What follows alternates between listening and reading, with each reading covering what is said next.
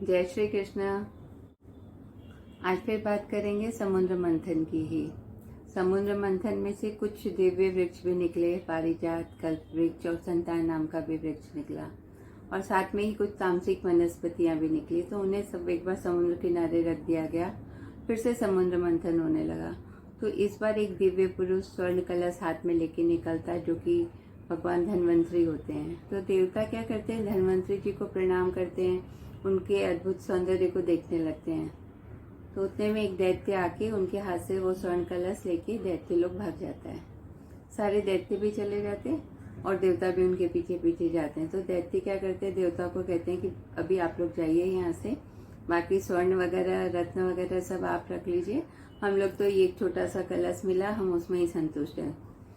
तो फटकार के उन्हें भगा दिया जाता है। देवता भगवान विष्णु के पास पहुंचते हैं। तो भगवान विष्णु बोलते हैं कि जिस उद्देश्य के लिए समुद्र मंथन हुआ था वो तो पूरा नहीं हो रहा है, ठीक है मैं कुछ करता हूँ। तो भगवान विष्णु मोहिनी रूप धारण करते हैं। नाम ही मोहिनी, ऐसा मनमोहक रूप, ऐसा दिव्य स्वरूप कि कोई भी एक बार देखे तो उसी में खो जाए। तो वो जाती है वहाँ पे मोहिनी रूप धारण करके, भगवान विष्णु दैत्य लोग जाते हैं। तब वहाँ पे दैत्य आपस में झगड़ रहे थे कि अमृत पान के लिए। तभी राजा बलि देखते हैं एक अद्भुत सौंदर्य की देवी। तो उनसे कहते हैं कि भाई आप ही हम लोगों को ये अमृत पान करवा दीजिए, बांट दीजिए आप भी। तो देवी उन्हें समझाती भी है कि किसी दूसरे पे भरोसा करना क्या सही है। बोलते नहीं, आप जो करेंगी वो हमें मंजूर होगा। बोलती ठीक है, अगर आपको ऐसा लगता है तो ठीक है।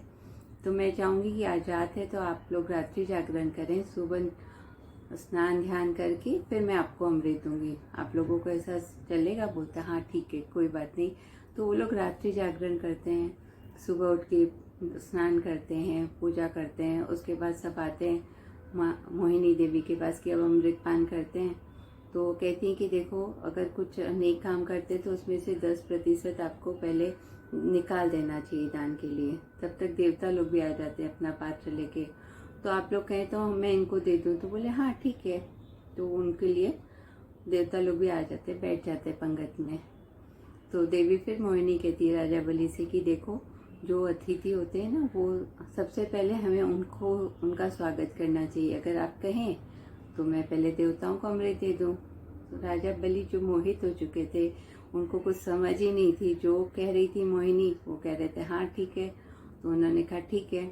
तो वो देवताओं को, जो गंधर्व थे, देवता थे, अप्सरा थी, जो लोकपाल थे स्वर्ग के, सबको अमृत पिलाई जा रही थी और सब बड़े अच्छे से अमृत पी रहे थे।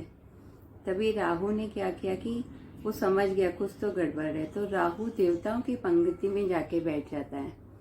तो जैसे उसको अमृत मिलता है, वो पीता ही उसके गले तक नहीं जाता है, तब तक भगवान विष्णु उसका गला काट देते हैं, नहीं तो फिर वो बहुत विनाश करेगा। लेकिन तब तक उसको यहाँ तक अमृत आ गया था। और ये बात चंद्रमा ने बताई थी विष्णु जी को। तो राहु चंद्रमा के पीछे पड़ गया। तो चंद्रमा अपने प्राणों की रक्षा करते करते भगवान भोले बाबा के पास पहुँचते हैं। भगवान मेरी रक्षा कीजिए इससे, राहु से।